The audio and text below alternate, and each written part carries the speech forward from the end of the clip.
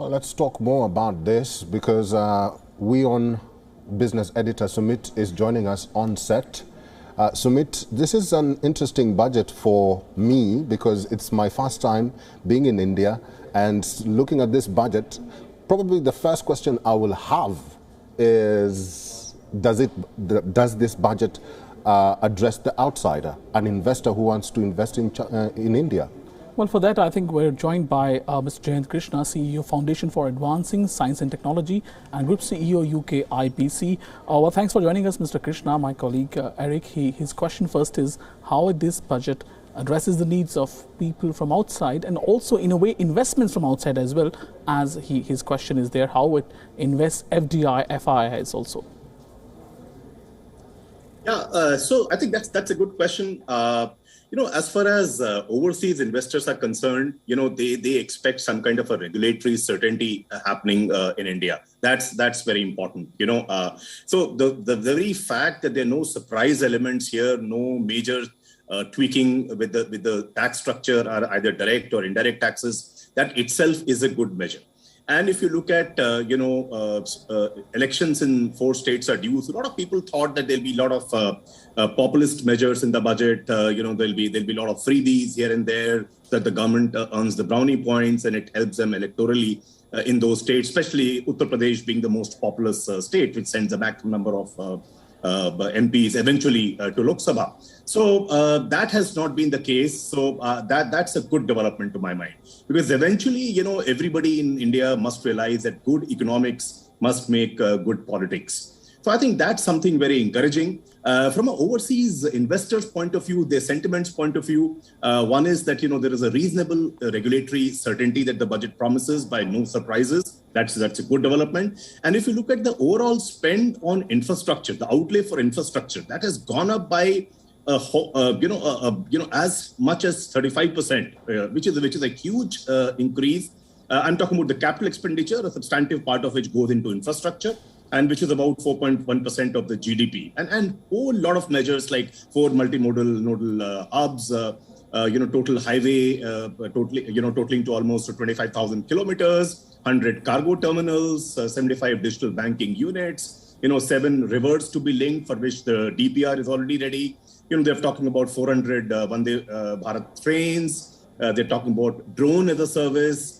And, a newer generation of special economic zones. I think these are all good and important developments. And above all, see, they have realized the importance of cities, urban centers. Government, when it came to power in the earlier innings, they had launched smart city projects, which was partly successful, if not fully. Now they have said you have to have the new generation of cities. So, they have set up a high-powered committee for reimagining cities, as sustainable hubs, for living, for social activity, cultural activity, business activity, and so on and so forth. Right. So, to my mind, I think are very, very important developments. If one major issue which a lot of overseas investors talk about is the absence of world-class infrastructure in India, and under these measures announced, along with the PM Gati Shakti scheme, which was announced, from Red Fort on the last Independence Day. I'm sure if it is handled well, it will go a long way. All right. Mr. Jayant, this is Eric speaking. I just want to know, I'm curious, in your own assessment, does this budget address the common citizen in India? See, if you look at the common citizen, the services which are very, very important for common citizen is the government-funded healthcare and government-funded education. These are important things, So on healthcare, let's talk about first. In healthcare, typically government used to spend just about 1.3% of the GDP for the pub. I'm talking about not the total expenditure, but the government expenditure on healthcare used to be 1.3%. Last year, it went up primarily because of COVID management outlay, as well as the cost of vaccines. So this year, they have increased it marginally. I would have expected a little more increase on the healthcare front, taking eventually, may not have been this year, but eventually taking it to a 3% of GDP. That's the goal. Coming to education, I'm happy because currently India spends about 3% of its GDP. That's the public expenditure on education, and which has gone up substantially, to almost 104,000 crore, which will perhaps take it still a far, quite a distance from the 6% of GDP target, but it gets closer. And also, if we have seen in the pandemic, the poorest of the poor children, the poorer, and not so well-placed families, their children's education has suffered majorly because they did not have access to digital resources and so on and so forth.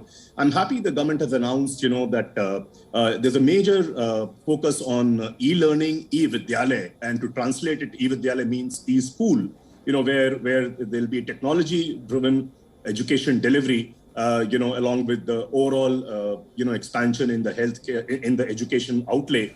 I'm sure it will help. But having said so, we are still far from the eventual goal of having 3% to 6% of the GDP spent on healthcare and education. But at least this budget brings us a little closer to that eventual goal. Mr. Krishna, a quick question. India today also showed the intent to have a crypto tax and a digital rupee, digital currency. So India, among very few countries in the world who will have a crypto tax, a tax on transfer of virtual digital assets and a digital currency as well. What are your thoughts on this? So, there are two things. First, they have said that, the e-rupee, e-currency would be launched by the Reserve Bank of India, the central bank. And so that is a good development to my mind. But the second thing they've talked about, they've said 30% tax would be levied on digital assets, and I suppose it will not be on transaction, but all the profit that you make with every transaction.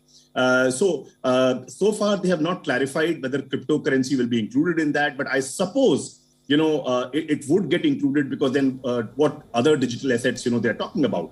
So I think, on cryptocurrency, people are talking about the bill to happen and a lot of clarity about regulatory environment for that, about taxation regime, that to happen. I suppose government would address that separately. To my mind, 30% tax appears to be a bit on the higher side on sale of digital assets. But I think the RBI launching e-rupee or the digital currency, that's surely a step in the right direction, and industry would welcome it because as Indian economy is getting more and more digitally integrated, a lot of these payments happen digitally.